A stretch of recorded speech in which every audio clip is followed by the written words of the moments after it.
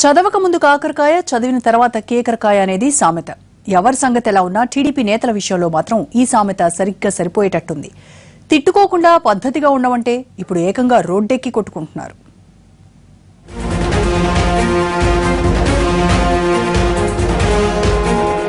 నేతల మధ్య గొడవల్ని సర్దుబాటు చేసేందుకు టీడీపీ అధినేత చంద్రబాబు వరుస సమీక్షలు ప్రారంభించారు.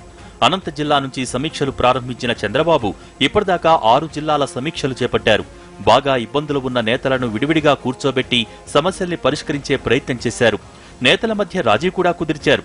ఈ క్రమంలో జిల్లాల్లో నేతల మధ్య ఇబ్బందులు ఇక ఉండవని, చిన్నాచితికా సమస్యలున్నా సర్దుకుపోయే ప్రయత్నం చేస్తారని అంతా భావించారు.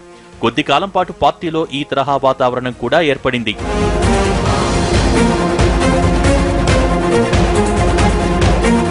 అయితే ఇదంతా మూన్నాళ్ల ముచ్చటగానే మిగిలిందనే చర్చ ప్రస్తుతం పార్టీ వర్గాల్లో జరుగుతోంది.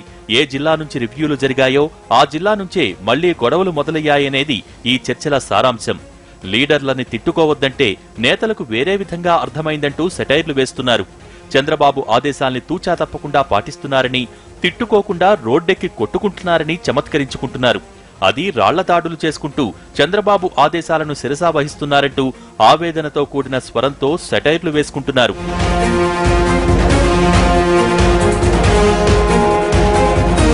చంద్రబాబు ఎన్నిసార్లు చెప్పినా వినకుండా నాయకులు పదే పదే అవే పనులు చేస్తున్నారంటున్నారు పార్టీ అభిమానులు.